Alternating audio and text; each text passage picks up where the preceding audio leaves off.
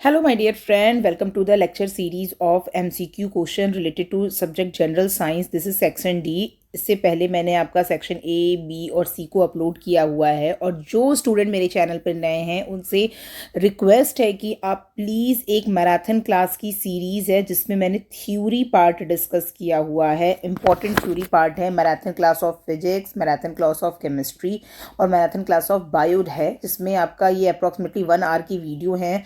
Please in videos को ज़रूर देख कर आना अगर आपने CGPDTM का फॉर्म भी भरा है तो। ऐसा कुछ भी नहीं है कि लास्ट 5 डेज़ में आप अपना रिवीजन नहीं कर सकते हो। आपको कुछ भी नया नहीं पढ़ना है, सिर्फ 6, 7, 8 और थोड़ा सा 9th की NCERT देखनी है। और इन सब का क्रिस्प वीडियो मैं लेकर आई हूँ जो इसमें फिजिक्स, केमिस्ट्री, बायो की मैराथन क्लास है। अगर आप सर्च करोगे मेरे ही प्लेलिस्ट में जाके कि marathon class of general science, ये MCQ की मैराथन क्लास है और वो आपकी फिजिक्स, केमिस्ट्री, बायो की थ्योरी मैराथन क्लास है।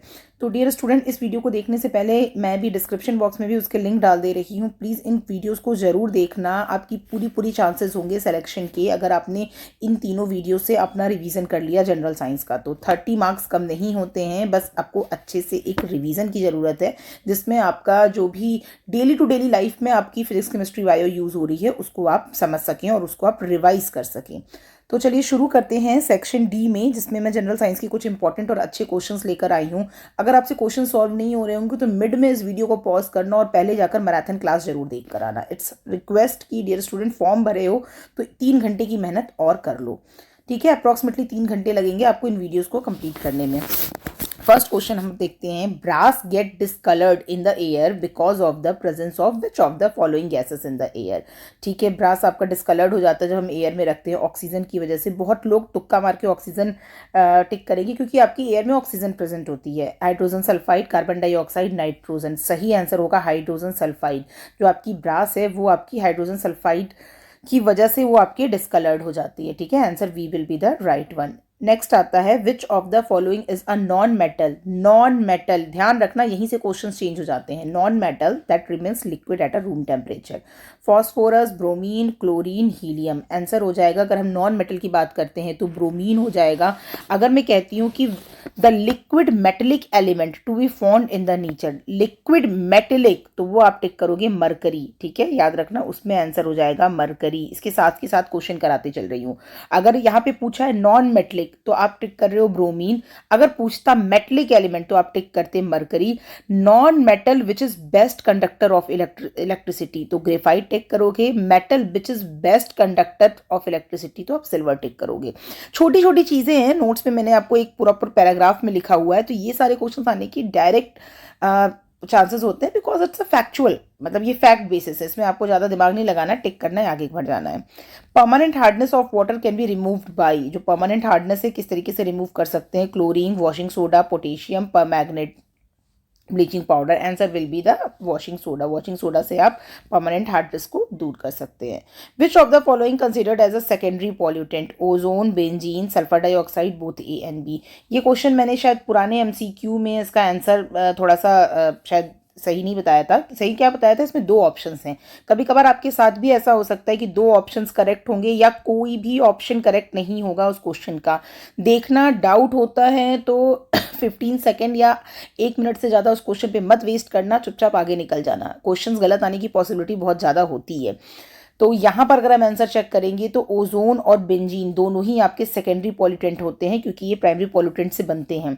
तो यहाँ पर आंसर हो जाएगा बोथ ए एंड बी। शायद लास्ट की वीडियो की किसी MCQ में मैंने ओजोन या बेंजीन में से कोई एक टिक कराया था, बट यहाँ पर आंसर आपका हो जाएगा ओजोन एंड बेंजीन दोनों ही आपके सेकेंडरी पॉल्यूटेंट है। प्राइमरी पॉल्यूटेंट और सेकेंडरी पॉल्यूटेंट बहुत अच्छे से पढ़कर जाइएगा, इंपॉर्टेंट टॉपिक है ये आपका, जिसमें आपके पूछे जा सकते हैं। The gas usually filled in the electric bulb, hydrogen, carbon dioxide, nitrogen, oxygen. तो आंसर हो जाएगा आपका नाइट्रोजन। फिलामेंट किससे बनता है? तब आप बोलोगे टंगस्टन। गैस कौन सी फिल्ड होती है? तो आप बोलोगे nitrogen. Which of the following is used as a lubricant? Silica, iron oxide, graphite, diamond. Important question है, अगेन मैं आपसे बोल रही हूँ, ग्रेफाइट जो होता है उसको हम एज अ लुब्रिकेंट यूज करते हैं। Galvanised iron sheet having a coating of chromium, zinc, lead, tin. तो उस पर जिंक की कोटिंग होती है, याद रखना। गैल्वेनाइज्ड आयन जो होते हैं शीट पे उस पर जिंक की कोटिंग होती है। द इस क्वेश्चन में अगर आपको डाउट होगा तो आप मुझे इसमें कमेंट सेक्शन में एक बार पूछ लेना, ठीक है।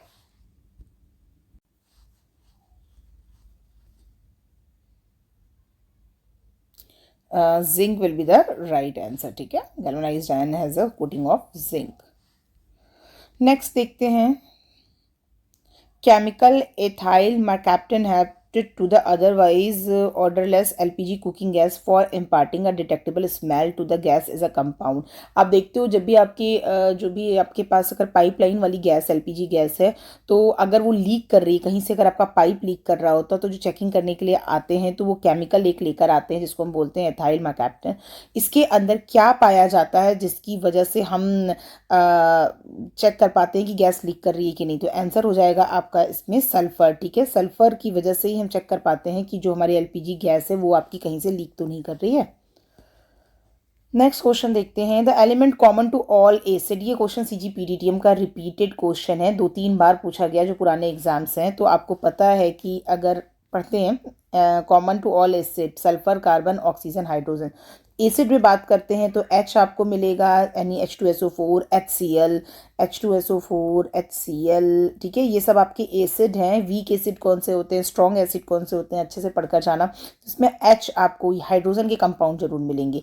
और अगर यहाँ पे अगर हम बेस पूछ देंगे तो आप कहोगे OH के कंपाउंड जरूर मिलेंगे, लाइक NaOH। तो ये सारे आपके बेस हो जाएंगे।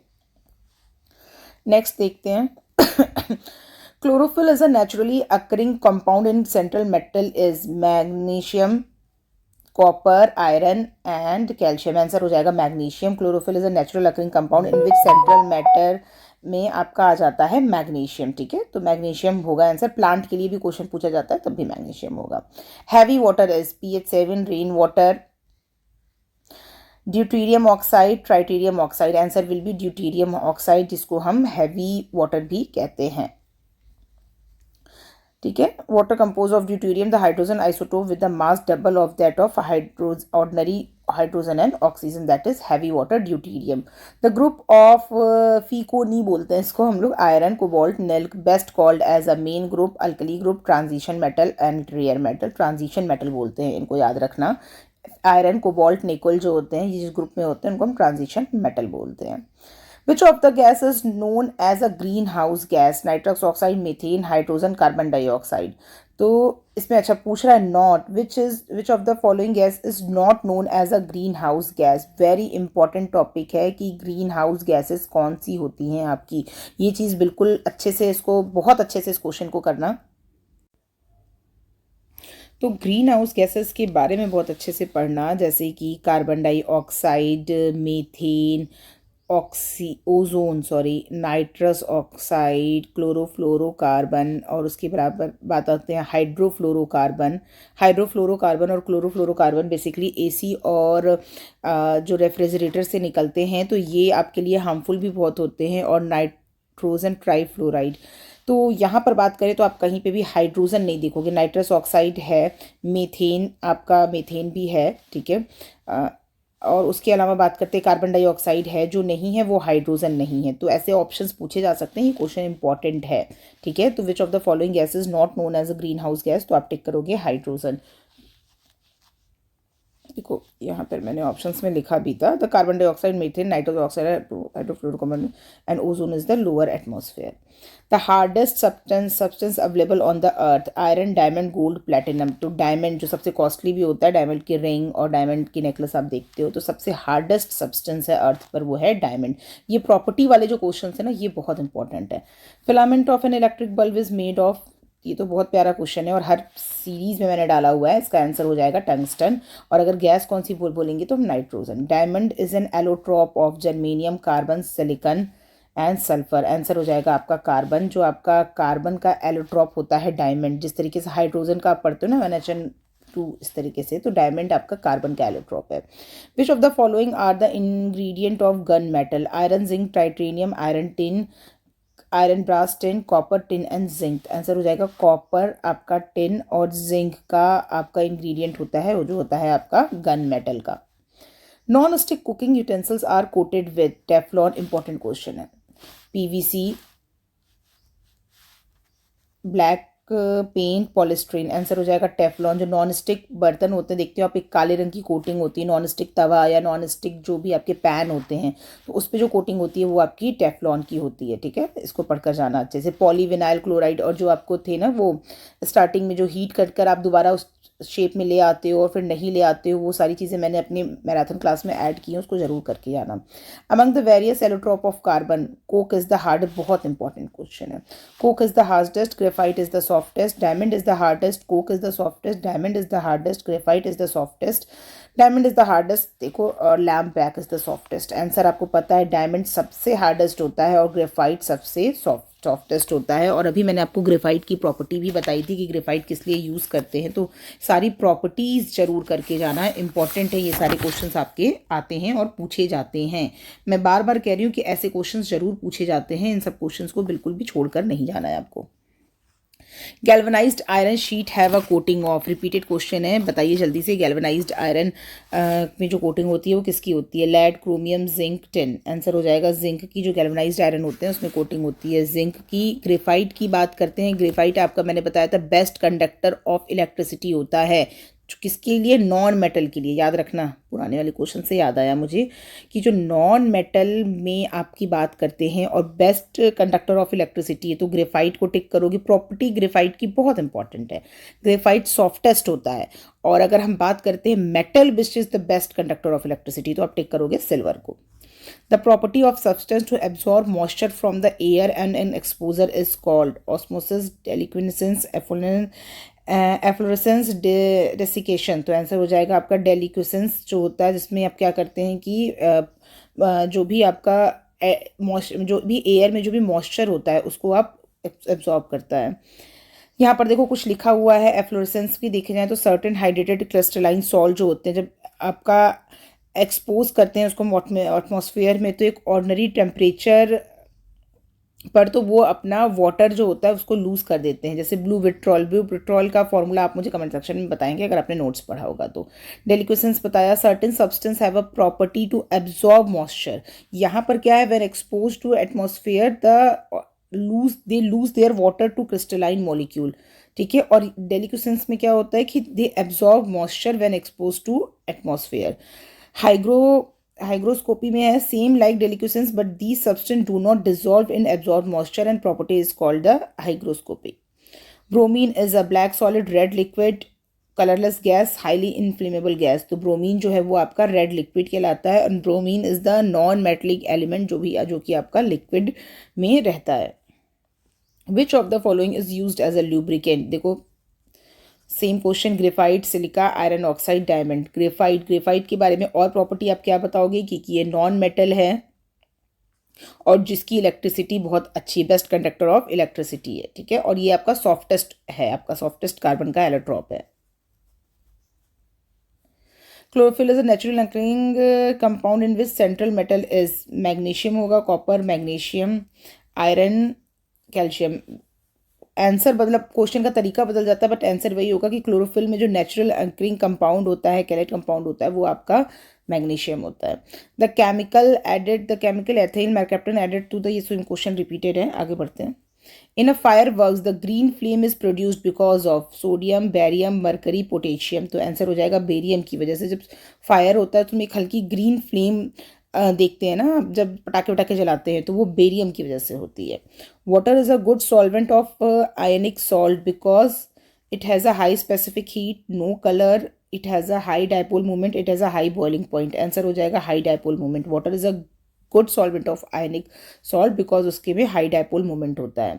विच organ is affected by the disease kala azar? ठीक है, बहुत इंपॉर्टेंट क्वेश्चन है। Liver, heart, lungs, intestine. तो लिवर जो है वो आपका कालाजार से अफेक्ट करता है। कालाजार किसकी वजह से होता है? फंगस की वजह से, बैक्टीरिया की वजह से, प्रोटोजोआ की वजह से? तो ये आप मुझे कमेंट सेक्शन में बताओगे।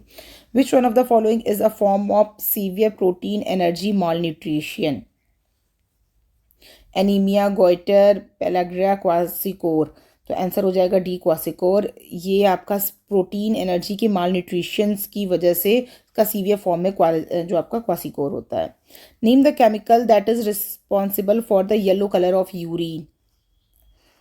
उर्बुलिन, क्रेटानिन, हीमोग्लोबिन, मिथाइलिन। तो आंसर हो जाएगा आपका उर्बुलिन। उर्बुलिन की वजह से ही आपका जो यूरिन का कलर होता है वो आपका पेल येलो कलर होता है। Which country has the developed the first floating nuclear plant. Important है ये क्वेश्चन करंट अफेयर के पॉइंट ऑफ व्यू से भी और यहाँ से भी। India, China, USA, Russia. तो आंसर हो जाएगा रशिया। रशिया ने फर्स्ट फ्लोटिंग न्यूक्लियर प्लांट को भी इन्वेंट किया है। In which mode of nutrition an organism derives its food from the body of another living organism without killing it.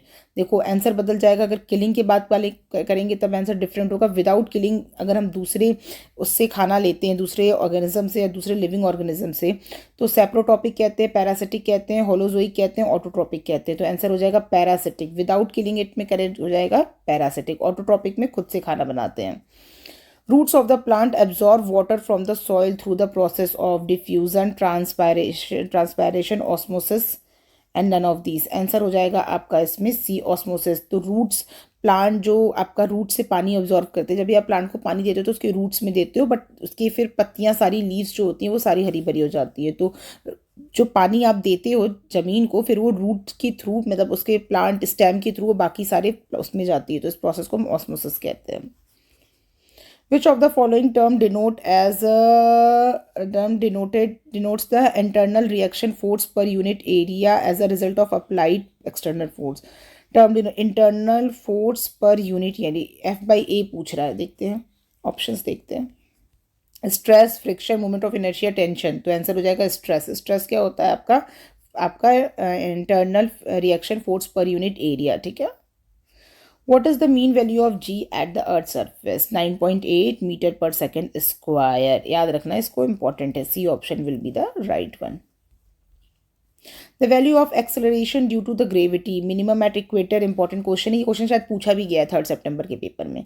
Maximum at equator and minimum at pole, equator equal at pole and equator, none of the above. दो gravity की वजह से जो है आपका minimum at equator होगी, equator पर minimum होगी और पोल्स पर मैक्सिमम होगी, ठीक है। याद रखना जी की वैल्यू है जो एक्सेलरेशन ड्यू टू ग्रेविटी है, वो उसकी वैल्यू मिनिमम एट इक्वेटर है और मैक्सिमम एट पोल है। So that's it for the revision class of the question MCQ section D. Hopefully आपका ये पर डे का डेली 20-30 क्वेश्चंस आपको रिवाइज करा रहा होगा और आपको बता रहा होगा कि आपके कौन से टॉपिक्स बचे रह गए हैं जिनको कवर करना है। कल मैं वीडियो लेकर आऊँगी या आज शाम तक एक वीडियो अपलोड करूँगी जिसमें मैं थ्योरी पार्ट रिवाइज करूँगी और जो मेन इंपॉर्टेंट पॉइंट्स हैं, जो इंपॉर्टेंट थ्योरी है, उस पर मैं ज़्यादा एम्फेसिस करूँगी। तो होपफुली आपने चैनल को सब्सक्राइब जरूर कर लिया होगा सो दैट आपको नेक्स्ट नोटिफिकेशन मिलती रहेगी। Thank you.